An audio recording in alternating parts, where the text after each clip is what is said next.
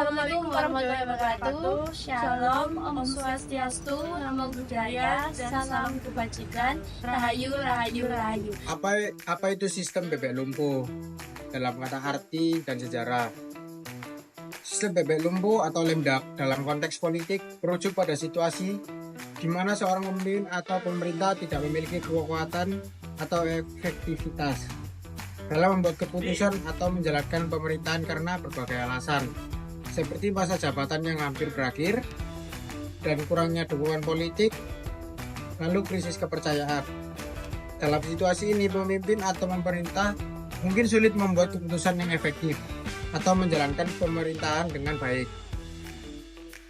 Lalu, arti sistem bebek lemdak adalah yang digunakan menggambar situasi di mana seorang pemimpin atau pemerintah tidak memiliki kekuatan atau efektivitas dalam membuat keputusan atau menjalankan pemerintahan karena berbagai alasan. Arti dari istilah ini adalah bahwa pemimpin atau pemerintah tersebut tidak efektif, kurang berdaya, dan sulit membuat keputusan. Istilah ini sering digunakan untuk menggambarkan situasi politik yang tidak stabil atau efektif. Istilah lemdak atau bebek lumpuh dalam konteks politik memiliki sejarah yang panjang. Berikut adalah ringkasan singkat asal istilah lemdak. Istilah lemdak berasal dari abad ke-18 di Inggris, di mana bebek yang lumpuh atau tidak bisa berjalan dengan baik dijual dengan harga yang lebih rendah di pasar. Penggunaan dalam konteks politik, istilah ini mulai digunakan dalam konteks politik pada abad ke-19 di Amerika Serikat untuk menggambarkan pejabat yang tidak memiliki kekuatan politik yang efektif karena masa jabatannya yang hampir berakhir atau karena kurangnya dukungan politik.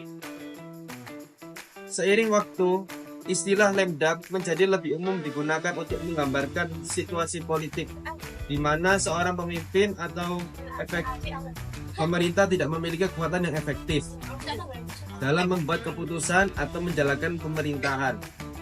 Istilah ini sekarang digunakan secara luas dalam konteks politik internasional untuk menggambarkan situasi politik yang tidak stabil atau tidak efektif. Salah satu contoh terbaru dari fenomena ini terjadi pada akhir tahun 2003 hingga awal 2024. Terkait dengan penanganan kasus polio di Jawa Tengah dan Jawa Timur, pada Desember 2023 ditemukan 3 kasus lumpuh layu akut akibat virus polio tipe 2 di 2 provinsi tersebut. Kasus pertama melibatkan anak perempuan berusia 6 tahun di Klaten, Jawa Tengah yang hanya menerima 2 dosis imunisasi polio tetes. Kasus kedua terjadi pada anak laki-laki berusia 1 tahun 11 bulan di Jawa Timur yang meskipun telah menerima imunisasi lengkap mengalami malnutrisi. Kasus ketiga melibatkan anak laki-laki berusia 3 tahun 1 bulan di Jawa Timur yang telah menerima 5 dosis vaksin polio namun tetap terinfeksi.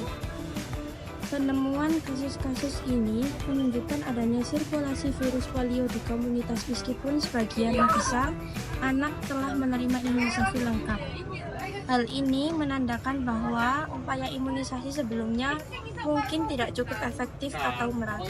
Dalam konteks ini, fenomena sistem bebek lumpuh dapat terlihat dari bagaimana kebijakan imunisasi dan penanganan kesehatan masyarakat ditangani oleh penjabat yang masa jabatannya akan segera berakhir.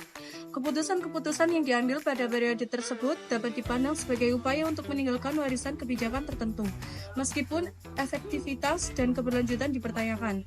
Penting untuk dicatat bahwa dalam situasi seperti ini, transparansi, akuntabilitas, dan partisipasi publik sangat diperlukan untuk memastikan bahwa kebijakan yang diambil benar-benar berpihak pada kepentingan masyarakat dan tidak hanya untuk kepentingan jangka pendek atau pribadi. Jika Anda memerlukan informasi lebih lanjut atau contoh lain terkait fenomena sistem bebek lumpuh dalam konteks hukum di Indonesia, saya siap membantu. Selanjutnya, soal nomor 3, yaitu menurut Anda ketika terjadi sistem bebek lumpuh di Indonesia, kekuasaan manakah yang berkuasa, apakah legislatif, eksekutif, atau yudisial? Situasi bebek lumpuh di Indonesia, misalnya presiden masih menjabat tetapi akan segera diganti, maka eksekutif Presiden secara resmi masih berkuasa, tapi kekuatannya melemah. Legislatif atau DPR bisa lebih dominan secara politik karena eksekutif tidak lagi kuat atau aktif mengambil keputusan besar. Yudisial tetap netral dan tidak mengambil alih kekuasaan. Sini kesimpulannya, secara hukum eksekutif masih berkuasa. Secara politik, legislatif bisa lebih berpengaruh.